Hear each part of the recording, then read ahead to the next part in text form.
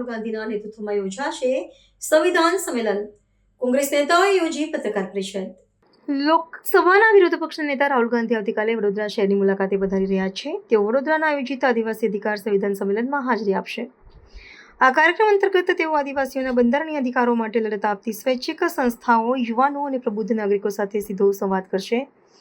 સમાજના છેવાડાના માનવીને સ્પર્શતા જળ, જંગલ અને જમીનના પાયાના પ્રશ્નો અંગે ચર્ચા કરવા માટે આ કાર્યક્રમનું વિશેષ આયોજન કરવામાં આવ્યું છે. આ કાર્યક્રમની વિસ્તૃત માહિતી આપવા માટે સ્થાનિક કક્ષાએ એક વિશેષ પત્રકાર પરિષદનું આયોજન કરવામાં આવ્યું હતું. આ પરિષદને ગુજરાત પ્રદેશ કોંગ્રેસ સમિતિના અધ્યક્ષ અમિત ચાવડા, ગુજરાત વિધાનસભાના વિરોધ પક્ષના નેતા તુષાર ચૌધરી અને અખિલ ભારતીય કોંગ્રેસ સમિતિના અનુસૂચિત જનજાતિ વિભાગના અધ્યક્ષ વિક્રમ ભુરિયા દ્વારા સંબોધવામાં આવી હતી. પત્રકાર પરિષદમાં તેઓએ આક્ષેપ કર્યો હતો કે વર્તમાન સમયમાં આદિવાસીઓના બંધારણીય અધિકારો છીનવાઈ રહ્યા છે અને વિકાસના નામે તેઓની જમીનો પર અતિક્રમણ થઈ રહ્યું છે. રાજ્યની કુલ વસ્તીના 14% હિસ્સો ધરાવતા આદિવાસી સમાજનું સતત શોષણ થઈ રહ્યું હોવાનો ગંભીર મુદ્દો પણ નેતાઓ દ્વારા ઉઠાવવામાં આવ્યો હતો. આદિવાસી સમાજના ઉત્કર્ષ અને તેમના હકોની સુરક્ષા માટે આ સંવાદ કાર્યક્રમ અત્યંત મહત્વપૂર્ણ બની રહેશે. સંમેલન દરમિયાન પ્રાપ્ત થયેલા સૂચનો અને જમીની વાસ્તવિકતાઓના આધારે આગામી દિવસોમાં આદિવાસીઓના અધિકારો માટેની કાયદાકીય અને સામાજિક લડત વધુ સઘન બનાવવામાં આવશે. આ ઉપરાંત સમાજના કાર્યકરો, મહિલાઓ અને અગ્રણીઓની સમસ્યાઓ સાંભળ્યા બાદ બંધારણીય જોગવાઈઓના યોગ્ય અમલીકરણ માટેની ભવિષ્યની રણનીતિ પણ ઘડી કાઢવામાં આવશે. રાજ્યમાં યોજાનારી આગામી સ્થાનિક સ્વરાજ્યની ચૂંટણીઓ પૂર્વે વિરોધ પક્ષના નેતાની મુલાકાતને સામાજિક સશક્તિકરણની દિશામાં એક મજબૂત કદમ તરીકે જોવામાં આવી રહી છે. સમગ્ર ગુજરાતમાં અંબાજીથી ઉમરગામ સુધી આદિવાસી સમાજના લોકો વસવાટ કરે છે અને સદીઓથી જળ, જંગલ, જમીનનું જતન પણ કર્યું છે, રક્ષણ પણ કર્યું છે, સિંચન પણ કર્યું છે. બંધારણે એને ખાસ અધિકારો પણ આપ્યા છે અનુસૂચિ 5 મુજબ, પૈસા એક્ટ મુજબ. પણ આ ડબલ એન્જિન સરકારમાં તમામ રીતે આદિવાસી સમાજના અધિકારો પણ છીનવાઈ રહ્યા છે. વિકાસના નામે એમની જમીનો છીનવવામાં આવે છે. વિકાસના નામે એના ઘરો પર બુલડોઝર ફેરવવામાં આવે છે. આદિવાસી વિસ્તાર માટે જે બજેટ ફાળવવું જોઈએ એમાં પણ અન્યાય અને ભેદભાવનો ભોગ આદિવાસી સમાજ બની રહ્યો છે. શિક્ષણ હોય, આરોગ્ય હોય, ઇન્ફ્રાસ્ટ્રક્ચર હોય, બધા જ ક્ષેત્રની જે સેવાઓ મળવી જોઈએ, જે સુવિધાઓ મળવી જોઈએ એમાં પણ આદિવાસી વિસ્તારના લોકો સાથે ભેદભાવ થઈ રહ્યો છે. આદિવાસી વિસ્તારમાં મનરેગા હોય, નલ સે જલ હોય, બધી જ રીતે વ્યાપક ભ્રષ્ટાચાર થઈ રહ્યો છે. જંગલ જમીનનો અધિકારનો કાયદો 2006માં લાવવામાં આવ્યો. આજે 20 વર્ષ પછી પણ 50% દાવાઓ નામંજૂર કરવામાં આવે છે, પેન્ડિંગ છે.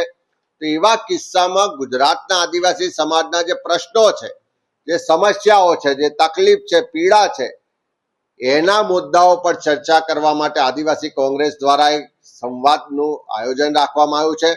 આદિવાસી અધિકાર સંવિધાન સંમેલનના નામે આ કાર્યક્રમ થઈ રહ્યો છે અને એ કાર્યક્રમમાં એક્ટિવિસ્ટો, એનજીઓના પ્રતિનિધિઓ, સામાજિક કાર્યકરો, રાજકીય કાર્યકરો, યુવાનો, પ્રોફેશનલ્સ બધા જ લોકોને આમંત્રિત કરી અને આ સંવાદના કાર્યક્રમમાં એમની સાથે સીધા જોડાવા માટે આપણા દેશના વિપક્ષના નેતા આદરણીય રાહુલ ગાંધીજી આવી રહ્યા છે.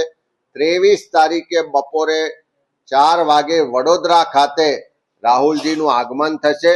આ બધા જ આદિવાસી સમાજના લોકો સાથે વિસ્તૃત રીતે જે આખો દિવસ ચર્ચા થવાની છે એ ચર્ચાના અંતે જે એમાંથી સાર નીકળશે, જે મુદ્દા નીકળશે એના પર રાહુલજી પણ એમની સાથે વાત કરશે અને માર્ગદર્શન પણ આપશે.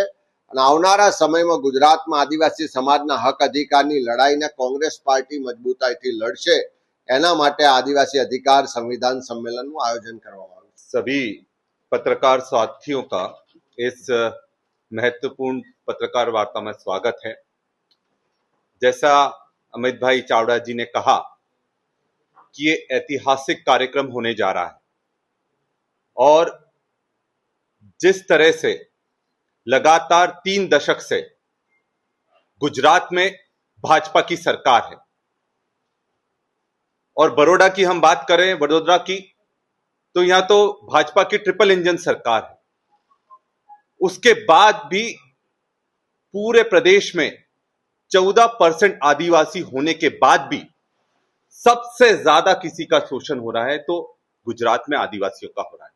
સંમેલન એ કોઈ કોંગ્રેસ પક્ષનું સંમેલન નથી, પણ આદિવાસીઓની લડાઈ લડતા સ્વૈચ્છિક સંગઠનો હોય, આદિવાસીઓના પોતાના સંગઠનો હોય, કોઈ NGO હોય કે કોઈ પણ આદિવાસીને હક અને અધિકાર અપાવવા માટે જે લડાઈ લડતા હોય એવા બધાને પણ આમાં આમંત્રણ આપવામાં આવ્યું છે.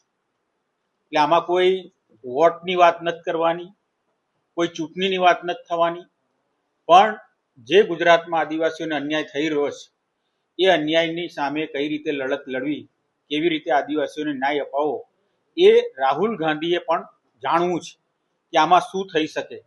એના માટે આમાં લગભગ ગુજરાતમાંથી 1000 જેટલા લોકોને આમંત્રિત કરવામાં આવ્યા છે. એમાં ડોક્ટર્સ પણ છે, એન્જિનિયર્સ પણ છે, રિટાયર અધિકારીઓ પણ છે, એવા સમાજસેવી પણ છે અને બુદ્ધિજીવીઓ પણ છે. ને એમાં જરૂરી નથી કે ફક્ત આદિવાસી, બિન આદિવાસી પણ આદિવાસી માટેની લડાઈ લડતા હોય તો એ લોકોને પણ આમંત્રિત કરવામાં આવ્યા છે. અને આ બધાની સાથે પેનલ બનાવીને ગ્રુપ ડિસ્કશન થશે. લગભગ 4 થી 5 કલાકની ચર્ચાના અંતે જે નિચોડ આવશે એ રાહુલ ગાંધી સમક્ષ રજૂ કરવામાં આવશે અને રાહુલ ગાંધી સમક્ષ રજૂ કર્યા પછી રાહુલ ગાંધી એનું પ્રત્યુત્તર આપશે અને આવનારા દિવસોમાં દિલ્હી લેવલથી એમની લડાઈ લડશે. એ પ્રકારનું આયોજન આ સંમેલનમાં કરવામાં આવ્યું છે. અને ખાસ કરીને ગુજરાતની વાત કરીએ તો 2006માં જે લોકો વર્ષોથી જંગલની જમીન ખેડતા હતા એના માટેનો કાયદો વન અધિકાર અધિનિયમ લોકસભામાં 2006માં પસાર થયો